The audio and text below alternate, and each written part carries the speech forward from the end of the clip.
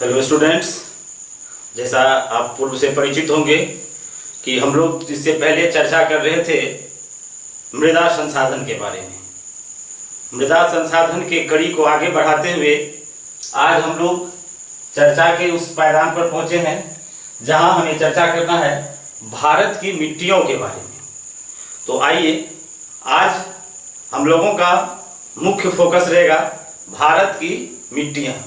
वैसे तो यह बीएससीबी के पाठ्यक्रम पर आधारित कक्षा 10 के सिलेबस को ध्यान में रखकर आपके सामने लाया जा रहा है, लेकिन इसमें भारत की मिट्टियों से संबंधित अन्य कॉम्पिटिटिव एग्जाम्स के लिए भी जो कुछ महत्वपूर्ण ऑब्जेक्टिव प्रश्न बनने वाले हैं उसे भी इसमें समाने का प्रयास किया जा रहा है, ताकि जब आप आगे कंपटीशन के क्षेत्र में जाएं तो यहाँ का चीज आपको सपोर्ट करे और इसकी बृहद नॉलेज जानने के लिए आप जिज्ञासु बन जाएं।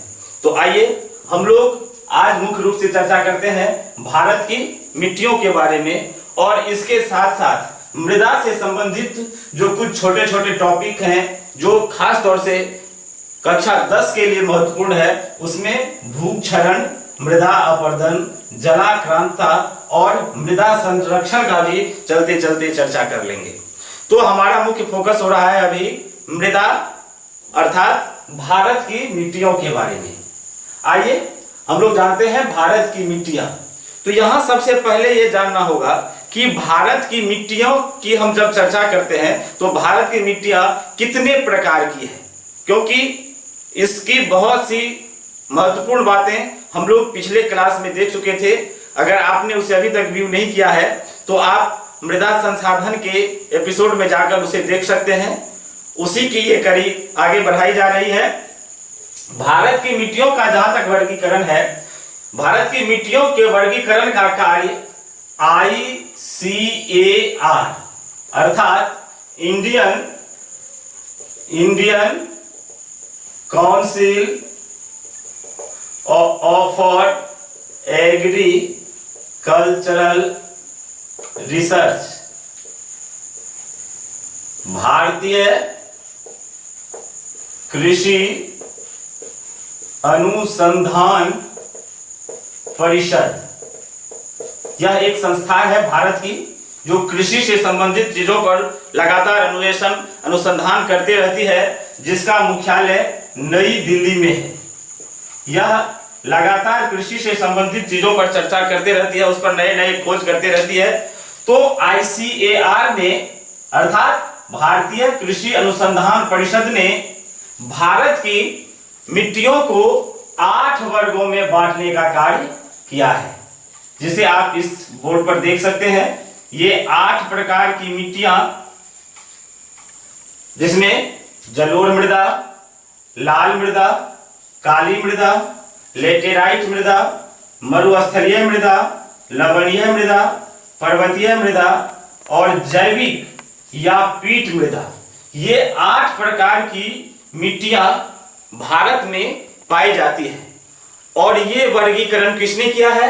ये वर्गीकरण किया है ICAR ने, और इसे समर्थन दिया है, ICAR के कार्यों की सराहना की है भारतीय मृदा विज्ञान संस्थान, जिसका मुख्यालय भोपाल में है। तो मृदा से संबंधित एक और ऑर्गेनाइजेशन आपके सामने आ गया।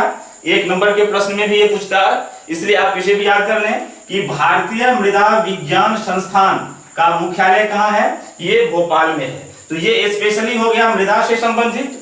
और कृषि से संबंधित जो हमारी भारतीय संस्था है उसका क्या नाम हो गया? उसका नाम हो गया भारतीय कृषि अनुसंधान परिषद। ये दोनों ने भारतीय मृदा को कितने वर्गों में बांट दिया? 8 वर्गों में, जिसका नाम आप यहां पर देख रहे हैं। क्या क्या नाम हो गया? एक बार फिर से दोहरा लीजिए। जलोढ़ मृदा, लाल मृदा, काली मृदा, लेटेराइट मृदा और मरुस्थलीय मृदा, लवणीय मृदा, पर्वतीय मृदा, जैविक एवं पीट मृदा। इसमें जो आप ऊपर के चार मृदाओं का वर्गीकरण आप देख रहे हैं, अर्थात एक से सीरियल नंबर 4 तक, जिसमें नाम आ गया जलोढ़ मृदा, लाल मृदा, काली मृदा और लेटेराइट मृदा। यह सबसे महत्वपूर्ण मृदा भारत के लिए है।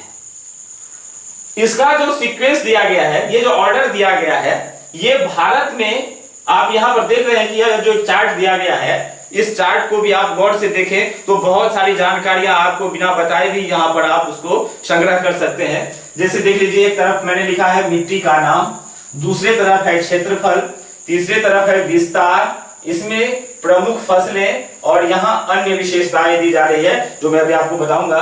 तो एक तरफ मिट्टी के नाम और क्षेत्रफल, तो आपको यहाँ देखने से लग जाएगा कि ये एक सीक्वेंस में सजा हुआ है।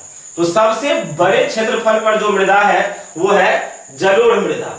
ये कितने क्षेत्रफल पर? तो ये भारत के कुल 16 लाख वर्ग किलोमीटर क्षेत्र पर फैला हुआ है। और यदि इसे हम प्रतिशत के रूप में जानने का प्रयास करें तो ये 44% क्षेत्र पर ये भारत के भूभाग पर फैला हुआ है। तो सबसे बड़े विस्तार का क्षेत्र कौन आ गया? जलोढ़ मृदा। दूसरे नंबर पर आ गया लाल मृदा। यह आपके अकॉर्डिंग 7.2 करोड़ हेक्टेयर कृषि क्षेत्र पर यह फैला हुआ है और प्रतिशत में देखें तो ये 18% भूभाग को कवर कर रहा है। तीसरे नंबर पर है काली मृदा जो 6.4 करोड़ हेक्टेयर कृषि क्षेत्र पर है और ये 5% भूभाग को शामिल करता है। और अगला है लेटेराइट मृदा जो 1.3 करोड़ हेक्टेयर कृषि क्षेत्र पर है और यह प्रतिशत के आंकड़े से 3.7% क्षेत्र पर ये आया।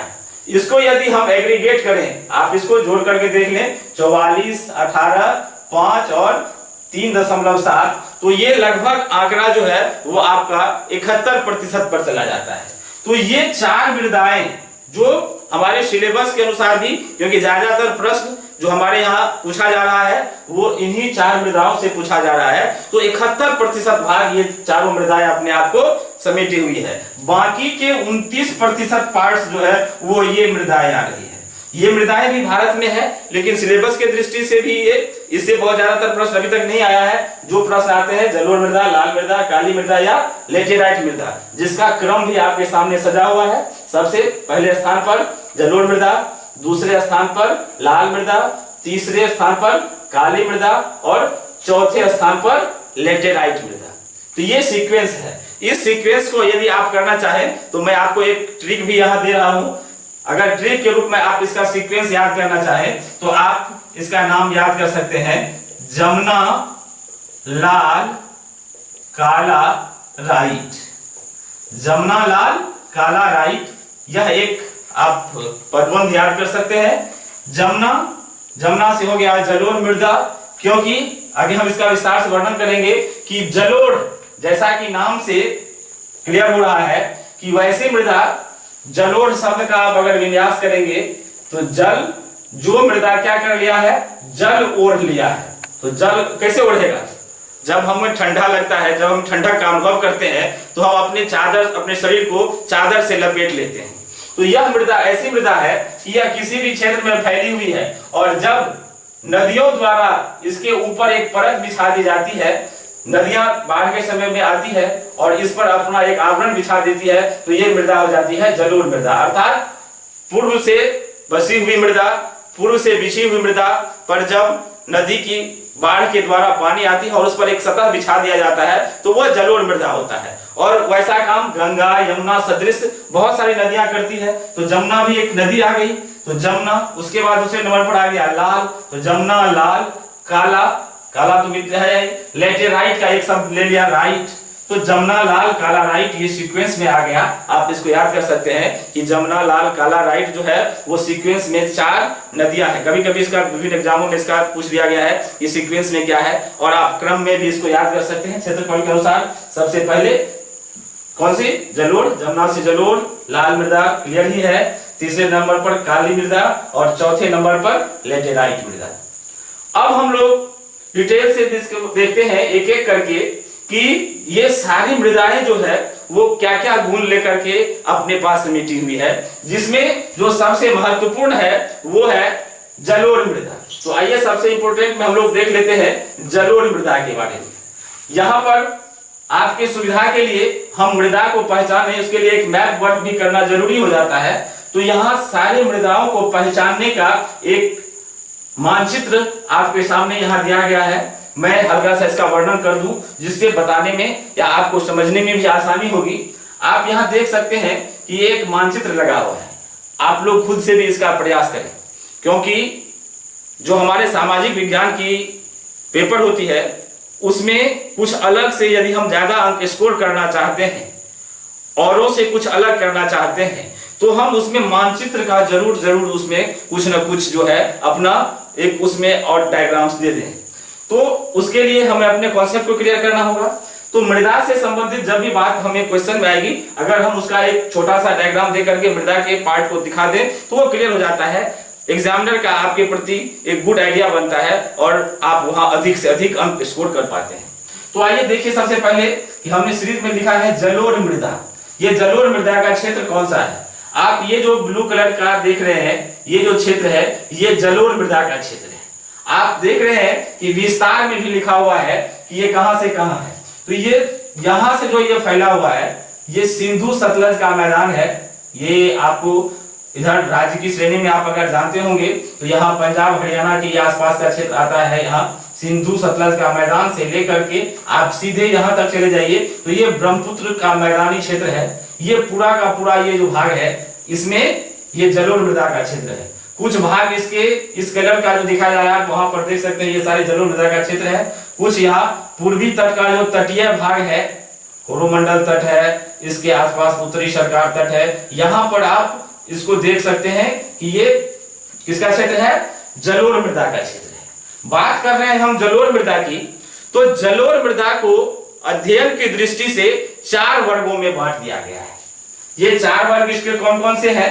तो जलोढ़ मृदा के 4 वर्ग हैं। एक है भाबर, पहला भाग है इसका भाबर, दूसरा है तराई, तीसरा भाग है इसका बांगर और चौथा भाग है इसका खादर।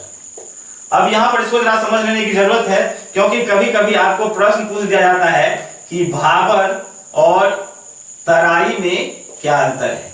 अगला फिर प्रश्न कभी कभी पूछ दिया जाता है कि बांगर और खादर में क्या अंतर है। तो यहाँ प्रश्न 2 बन जाते हैं। आपको मैं भी आपके लिए होमवर्क छोड़ रहा हूं कि भाबर और तराई में क्या अंतर है, आप इसे संग्रह कर सकते हैं। और अगला प्रश्न आपका बन सकता है कि बांगर और खादर में क्या अंतर है। तो यहाँ इसको समझ लेने की जरूरत है कि भाबर क्या होता है।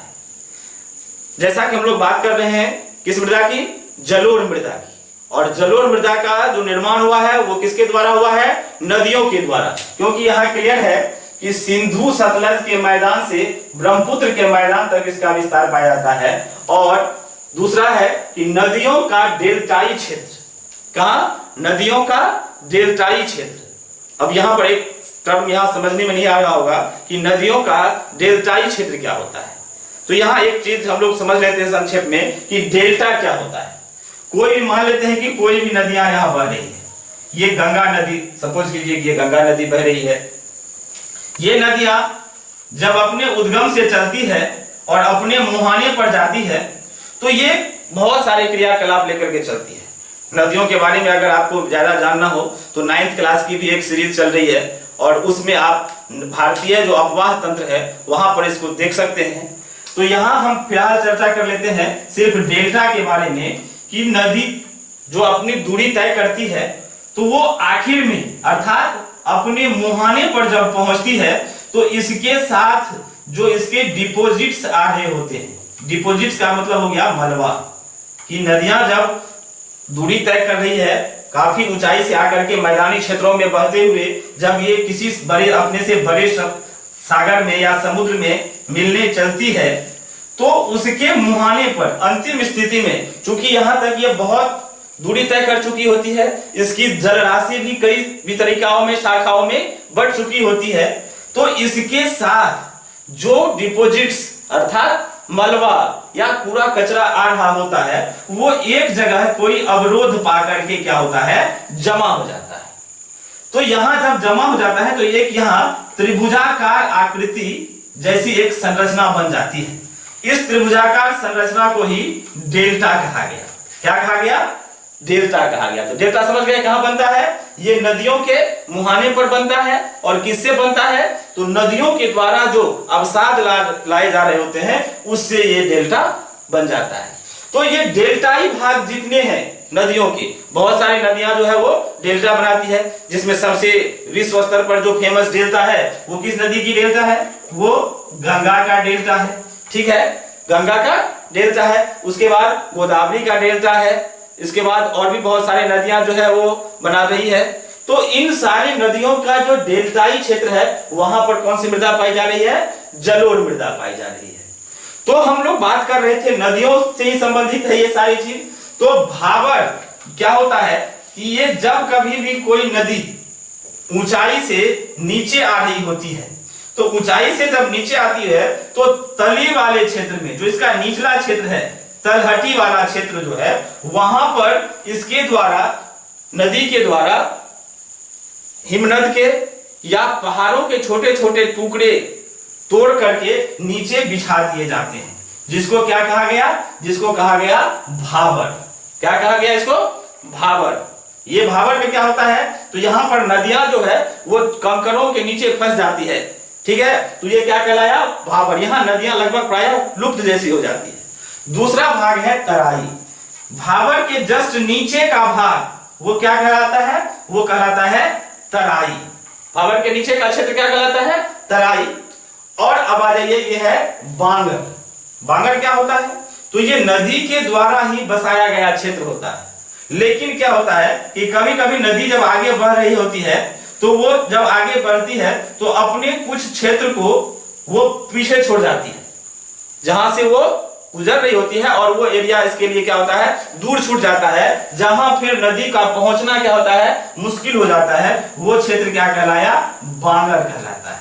लेकिन उसी परिस्थिति में जब नदी आगे बढ़ रही होती है तो वो हमेशा कुछ ना कुछ नए क्षेत्रों से गुजरती है, उसको कहा जाता है खादर। तो यहां इंपॉर्टेंट हो गया बांगर और खादर। बांगर में क्या होता है? बांगर क्या हो गई? बांगर को हम सीधे शब्दों में कहें तो ये हो गई पुरानी जलोढ़ मृदा।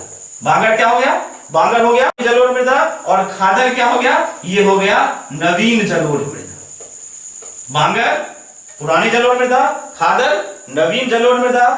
इस खादर में मिट्टी जलोढ़ मृदा के द्वारा जो परतें बिछाई जाती है वो काफी उपजाऊ होती है, और ये क्या हो जाती है? अनुर्वर हो जाती है। इसलिए किसान जो है वो फसल उगाने का प्रयास किसमें करते हैं? इस खादर वाली भूमि में करते हैं। बहुत सारे क्षेत्र ऐसे हैं, जैसे अगर दिल्ली के क्षेत्र में आप देखेंगे तो वहां मदनपुर खादर क्षेत्र जो है वो इसी के लिए बनाया गया, जहां दिल्ली के बहुत सारे किसान क्या करते हैं? सब्जियों की कृषि करते हैं यहाँ पर मदनपुर खादर के क्षेत्र में। तो ये है खादर। बहुत सारी जगह इसका नाम दिया गया है, अलग अलग जगहों पर इसे अलग अलग नाम भी दिया गया है। जलोढ़ मृदा की विशेषताएं हैं कि जलोढ़ मृदा को कई अन्य नामों से भी जाना जाता है, जैसे कई जगह पर इसे कांप मिट्टी, कई जगह कछारी मिट्टी, और बिहार में खास तौर से इसे दियारा मिट्टी कहा जाता है। क्या कहा जाता है?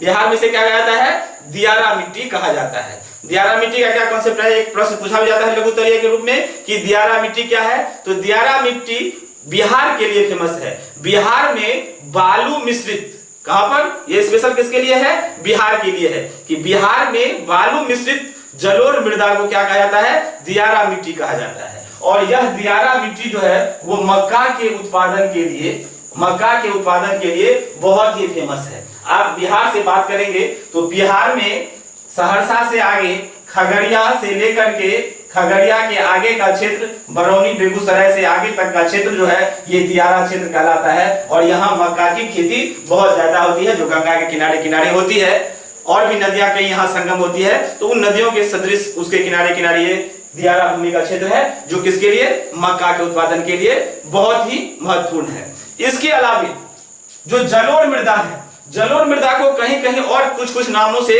पुकारा जाता है, जैसे इसे कहीं द्वार या कहीं चोग, इन नामों से भी पुकारा जाता है। तो पर्वतीय ढालों पर, कहां?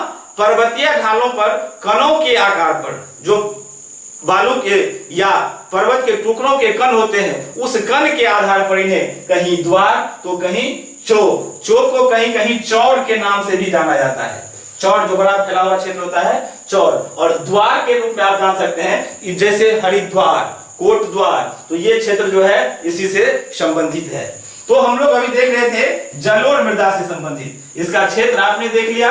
और जितने भी सारी मृदा की सीरीज है उसमें सबसे महत्वपूर्ण मृदा कौन सी है? ये जलोढ़ मृदा। किसके लिए? कृषि के संबंधित। तो इसमें फसलें, बिहार बोर्ड से संबंधित प्रश्न है, बहुत बार पूछा जाता है कि जलोढ़ मृदा में कौन सी फसलें उगाई जाती है। और जब आप अपने नोट्स को तैयार करें तो उसमें कम से कम इन सारी चीजों को समझ लेंगे, ये आपका अच्छा नोट्स बन जाएगा। बहुत ज्यादा बातों को अगर आप उसमें क्लियर नहीं भी कर पा रहे हैं तो उसके क्षेत्रफल को दे दीजिए, विस्तार को दे दीजिए, प्रमुख फसलें और कुछ नाम यदि आप उनका जान रहे हैं, याद है, तो आप उनको समझ दीजिए, तो ये आपका एक अच्छा नोट्स बन जाएगा। और जलोढ़ मृदा, लाल मृदा, काली मृदा, लेटेराइट मृदा, प्रायः इन्हीं मृदाओं से सवाल पूछा जाता है। तो हम लोग बात कर रहे थे प्रमुख फसलों की। फसलों में क्या क्या आता है? तो यहाँ सभी प्रकार के खाद्यान्न, जितने भी प्रकार के खाद्यान्न हैं, कृषि चैप्टर में हम लोग खाद्यान्न और विभिन्न प्रकार के फसलों के बारे में चर्चा करेंगे। तो खाद्यान्न जो हम लोग खाद्यान्न के रूप में, खाने के रूप में यूज करते हैं, इसके अलावा तिलहन, जूट, गन्ना और विभिन्न प्रकार की सब्जियां यहाँ उगाई जाती है। तो ये हो गया जलोढ़ मृदा। अब दूसरा नंबर है, आइए देखते हैं लाल मृदा। जैसा कि हम लोग पहले इसका क्षेत्रफल देख चुके थे, कितना है? 7.2 करोड़ हेक्टेयर क्षेत्रफल जो कृषिगत क्षेत्र है, और ये 18% भूभाग को समेटता है। इसका विस्तार आप देख लीजिए, लाल मृदा, लाल मृदा जो ये यहाँ पे दिखाया भी गया है कि लाल मृदा, ये जो लाल कलर से डैश वाले कॉलम में गिरा हुआ है, ये लाल मृदा का क्षेत्र है। ये लाल मृदा का क्षेत्र कहाँ है? तमिलनाडु, कर्नाटक, आंध्र प्रदेश, उड़ीसा, झारखंड का कुछ क्षेत्र। यहाँ पर एक नंबर के प्रश्न के लिए जानना होगा कि तमिलनाडु जो है वो लाल मृदा का सबसे बड़ा क्षेत्र है, अर्थात तमिलनाडु राज्य में लाल मृदा वो सबसे अधिक पाई जाती है। इस मृदा पर धान, रागी, तंबाकू, आलू, मूंगफली एवं सब्जियों का मुख्य रूप से उत्पादन किया जाता है। अब ये लाल मृदा जो है, इसकी जो मुख्य विशेषताएं हैं कि लाल मृदा जहां ये किसके कारण हो गया, तो हम लोग जानते हैं कि ये जो धातुओं के ऑक्साइड होते हैं, जैसे मुख्य रूप से फेरस अर्थात लोहा के जो ऑक्साइड है, उसकी उपस्थिति के कारण इसका रंग क्या हो गया? लाल हो गया। इसलिए इसका नाम क्या कहा गया? लाल मृदा। लाल मृदा के क्षेत्र में ही कहीं कहीं जब जल का जमा हो जाता है, खासतौर से निचली क्षेत्र में, तो इसका रंग पीला हो जाता है। इसलिए इसे क्या कहा गया? पीली मृदा भी कहा जाता है। तो लाल मृदा को पीली मृदा के रूप में जाना जाता है जब इसमें अधिक नमी आ जाती है। तो लाल मृदा का दूसरा नाम भी हो गया पीली मृदा। तो लाल मृदा का आपने क्षेत्र देख लिया, ये दक्षिण से लेकर के ये पूर्व तक का जो क्षेत्र है, यहाँ इस क्षेत्र में ये लाल मृदा का, आप इसको अलग से भी मैप पर लाल मृदा के क्षेत्र को अलग कर सकते हैं। आगे आइए काली मृदा, ये बहुत ही महत्वपूर्ण मृदा है। काली मृदा का नाम आप लोग पहले से भी जानते होंगे। काली मृदा क्यों फेमस है? क्यों हम लोग जानते हैं एक नंबर के प्रश्न में कि काली मृदा को कपासी मृदा कहा जाता है, क्योंकि इस पर कपास की खेती सबसे ज्यादा होती है। लेकिन इस पर कपास की ही बहुत अधिक खेती नहीं होती है, इस पर गन्ने की भी खेती अधिक होती है। तो आप यहाँ देख लीजिए काली मृदा, काली मृदा का जो क्षेत्र है वो 6.4 करोड़ हेक्टेयर क्षेत्र में ये कृषिगत क्षेत्र में है, 5% भूभाग को समेटे हुए है।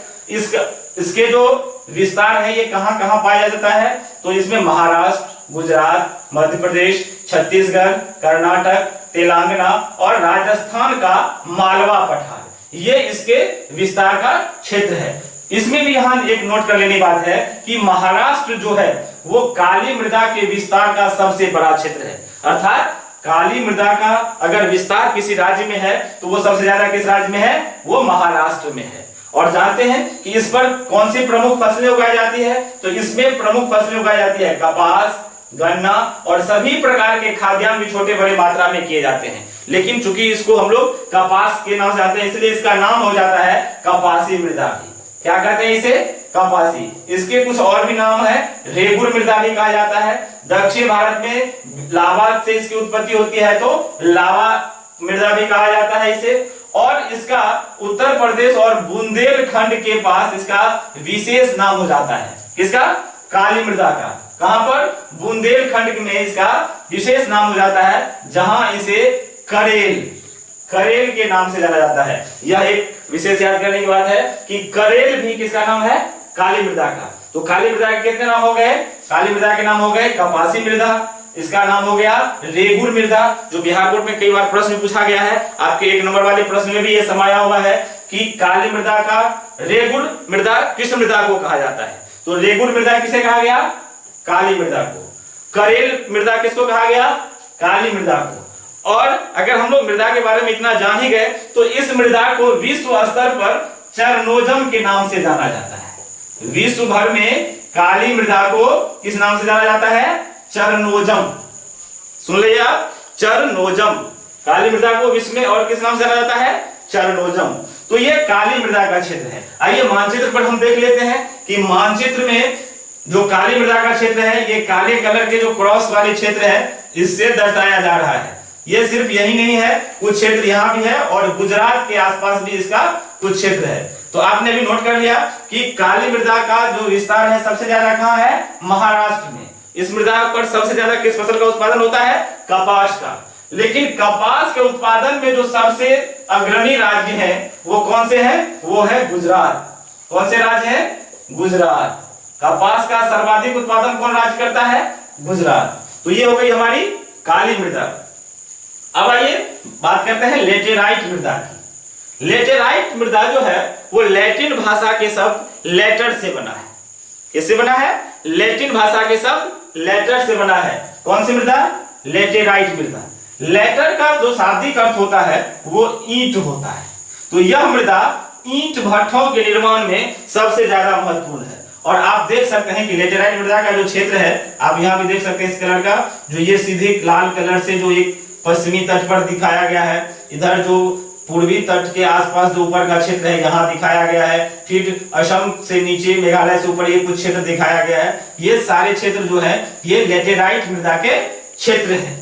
ये किन किन राज्यों में फैला हुआ है? तमिलनाडु, कर्नाटक, केरल, पूर्वी तट के इस ऊपर भी फैलाया गया है। ये नदी घाटी में, कहां पर? नदी घाटी में इसमें धान, रागी और गन्ना इत्यादि का उत्पादन किया जाता है। लेकिन मुख्य रूप से जो है ये चाय और कॉफी के बागान के लिए, किसके लिए?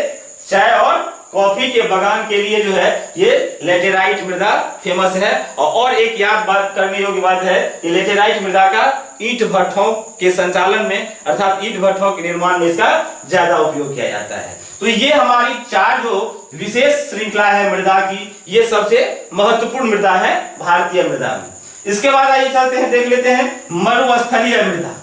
जैसा कि नाम से ही क्लियर है कि ये मरुस्थलीय मृदा है। और आपको बता दिया गया कि ये जो कुल विस्तार है ये भारत के 29% क्षेत्रफल पर ये पूरे इन मृदाओं का वर्गीकरण किया गया है। ये जो मरुस्थलीय मृदा है ये मुख्य रूप से राजस्थान के क्षेत्र में, राजस्थान का जो पश्चिमी क्षेत्र है, अरावली से पश्चिम का क्षेत्र, वहां पर और कुछ हद तक ये थोड़ा बहुत पंजाब, आप देख सकते हैं कि मरुस्थलीय मृदा का विस्तार कहाँ है?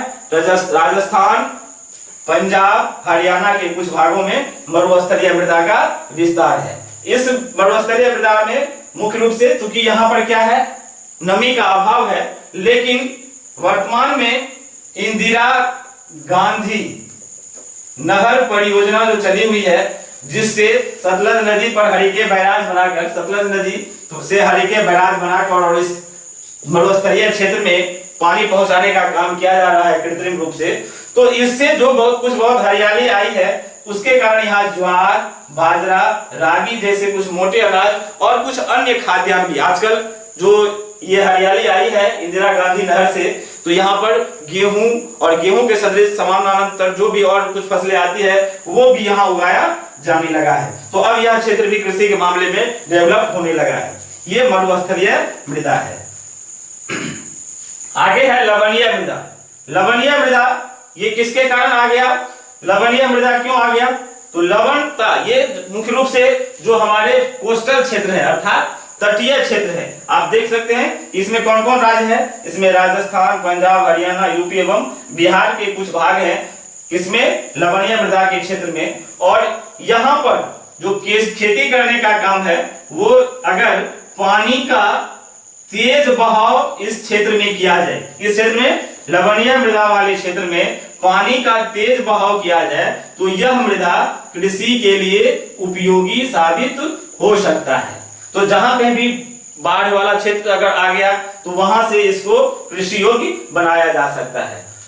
यहाँ एक जानने योग्य बात है कि लवणीय मृदा को अन्य नामों से कहीं कहीं इसे रेर, बंजर या ऊसर भूमि के नाम से भी जाना जाता है। मुख्य रूप से लवणीय मृदा का लवणीय गुण जो है वो किसके कारण आ जाता है? तो ये सोडियम, मैग्नीशियम एवं कैल्शियम की उपस्थिति के कारण इसमें ये लवणता की मात्रा आ जाती है और ये लवणीय मृदा का गुण धारण कर लेता है।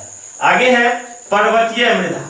पर्वतीय मृदा का जो आप क्षेत्र देख रहे हैं, ये ऊपर वाला क्षेत्र जो इस तरह से दिखाया गया है, जिसमें जम्मू कश्मीर आ रहा है, उत्तरांचल का कुछ क्षेत्र आ रहा है, हिमाचल प्रदेश का कुछ क्षेत्र आ रहा है, ये सारे पर्वतीय मृदा के क्षेत्र हैं। इसका क्षेत्र है हिमालय क्षेत्र, सह्याद्री एवं पूर्वी घाट के कुछ क्षेत्र हैं जहां पर इस पर्वतीय मृदा का आया। इस पर्वतीय मृदा में जो मुख्य रूप से फसल उगाए जाते हैं वो है चाय, कॉफी, मसाले एवं विभिन्न प्रकार के फल। आजकल इस पर बहुत सारे कुछ जो है हर्बल चीज जो है वो औषधि सदृश चीजें जो हैं वो भी उगाई जाने लगी है। तो आज पर्वतीय मृदा का थोड़ा सा रूप बदल गया है। और आखिर में जो महत्वपूर्ण है वो है जैविक या पीट मृदा। जैविक या पीट मृदा का जो क्षेत्र है वो है ओडिशा, तमिलनाडु, पश्चिम बंगाल और उत्तराखंड। जैविक या पीट मृदा का जो निर्माण हुआ है वो जहां कहीं भी नमी युक्त क्षेत्र आ जाते हैं। कैसे क्षेत्र आ जाते हैं? नमी युक्त, अर्थात जहां क्या आ गया? नमी आ गई। नमी का मतलब कि वहां पानी का या जल का जमाव होने लगा तो वहां नमी आ जाती है। तो नमी आने के कारण जो वहां वनस्पति या जीव होते हैं और उनके जो अवशेष वो जमा हो जाते हैं। इन जमा होने के कारण इन्हें क्या कहा गया? जैविक मृदा हो गया। तो नमी वाले क्षेत्र में वनस्पतियों या जीवों के अवशेषों का जमा हो जाना किसका निर्माण करता है? जैविक मृदा का। इसे पीट मृदा के नाम से भी जाना जाता है। और इस मृदा का एक अन्य नाम भी है जिसे दलदली मृदा भी कहा जाता है। तो जैविक या पीट मृदा को दलदली मृदा के नाम से भी जाना जाता है। इस मृदा में लवण की मात्रा अधिक होती है, इसलिए कोई विभिन्न प्रकार के या किसी भी अलग प्रकार के जो यहाँ फसल है वो उगाना संभव नहीं हो पाता है। इसलिए ये मृदाओं की श्रेणी में जैविक या पीट मृदा जो है वो बहुत कारगर नहीं हो पाता है। लेकिन वर्गीकरण के तौर पर ये 8 मृदाओं में जो अभी हमने देखा, इसमें ऊपर के 4 मृदा जिसका एब्रिविएशन भी था, आपने याद कर लिया था, जमनालाल, कालाराइट, ये जो है ये सबसे उपयुक्त मृदा है। और नीचे के जो ये 4 हैं ये बहुत उपयुक्त नहीं है, लेकिन ICAR ने भारत में मृदाओं को इन 8 वर्गों में, कितने वर्गों में? 8 वर्गों में वर्गीकृत किया है। तो अभी हम लोग चर्चा कर रहे थे भारत की मिट्टियों के बारे में। भारत की मिट्टियों से संबंधित जब हम बात कर रहे थे तो उसमें हमें एक चीज को जान लेना और भी जरूरी है कि भारत की मिट्टियों में, अभी तो हम लोग उसके बहुत सारे आयाम को देख लिए, भारत की मिट्टियों में एक बहुत बड़ी कमियां हैं जिसे हम लोग जरूर जान लें कि भारत की जितने भी प्रकार की मिट्टियां हैं ये कॉमन चीज है। आपने जितने भी ये ICAR के द्वारा जो वर्गीकरण देखा जिसमें 8 प्रकार का वर्गीकरण किया गया है, इन सभी मिट्टियों में ये 3 चीजों की, जिसमें नंबर 1 पर ह्यूमस, दूसरा नाइट्रोजन और तीसरा फास्फोरस, इसकी प्रायः कमी पाई जाती है। तो ये भी एक प्रश्न बनता है कि भारतीय मिट्टियों में किनकी कमी पाई जाती है। तो आप ये जितने भी प्रकार देखे हैं उन सब में इन तीनों तत्वों की, ह्यूमस, नाइट्रोजन और फास्फोरस की कमी पाई जाती है। इसलिए हमारे यहाँ जो उर्वर या हमारे यहाँ जो मृदा में देने के लिए जो उर्वरक कंपनी है जो बना रही है वो उसमें NPK, ये यहाँ का जो उर्वरक कंपनी का एक कंपोनेंट है उसमें NPK का, जिसमें नाइट्रोजन, फास्फोरस और पोटेशियम से संबंधित बातें होती है, ये इसको समाने का प्रयास किया जाता है। तो हमारे यहाँ कमी क्या है? ह्यूमस, नाइट्रोजन और फास्फोरस की। आज हम लोग आज के कड़ी में भारतीय मिट्टियों के बारे में देखें। इसके बाद की कुछ जानकारी को हम अगले वीडियो में शेयर करेंगे। धन्यवाद।